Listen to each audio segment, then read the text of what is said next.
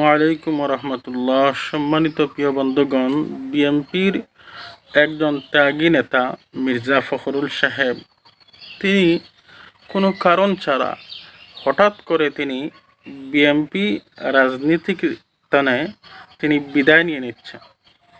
আসলে এমন একজন ত্যাগী নেতা, বলেন তো কোন কারণে হতে পারে? কোনো কারণ ছাড়াই হুট করে তিনি বিদায় নিয়ে নিচ্ছেন। অনেক কি কিছু ইঙ্গিত পেয়েছেন, বা কোন কারণে হতে পারে?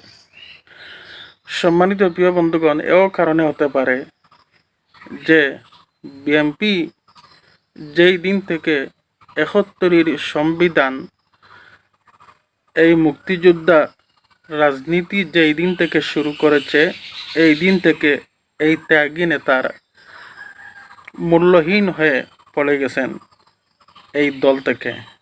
ওনার কোনো মূল্য নেই। সম্মানিত প্রিয় বন্ধুগণ, আবার এও হতে পারে যে হয়তো তিনি বুঝে গেছেন যে বিএনপি ক্ষমতায় বেশ দিন টিকতে পারবে না, অথবা বছর ১.৫ বছর ভিতরে বিএনপি পালাতে হবে। হয়তো তিনি এই কথা ভেবে যে আমার বয়স হয়ে গেছে, আমি তো আর দৌড়াতে পারবো না ভারতে, ইন্ডিয়াতে, বিদেশে, আমি অবশ্য নয় ভালো, এমনও কথা হতে পারে। আবার ৩ নম্বর কারণ হতে পারে রাষ্ট্রপতি হওয়ার লোভ ওনার ভিতরে আছে কি আমি জানি না। যদি রাষ্ট্রপতি হওয়ার লোভ থাকে তাহলে এও কারণ হতে পারে। যদি উনি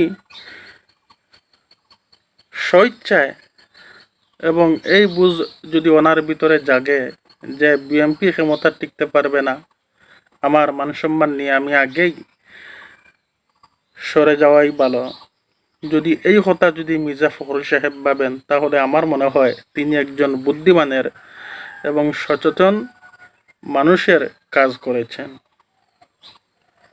কারণ বিএনপি ক্ষমতায় বেশি দিন টিকতে পারবে না। আর এমনিতেই বিএনপি থেকে এই সমস্ত ত্যাগী নেতারা কেউ কেউ বিদায় নিয়ে নিচ্ছেন, কেউ কেউ দল পাল্টাচ্ছেন, কেউ কেউ আবার রাজনীতি ছেড়ে দিচ্ছেন। দেখবেন বিএনপি বেশি দিন ক্ষমতায় টিকতে পারবে না ইনশাল্লাহ।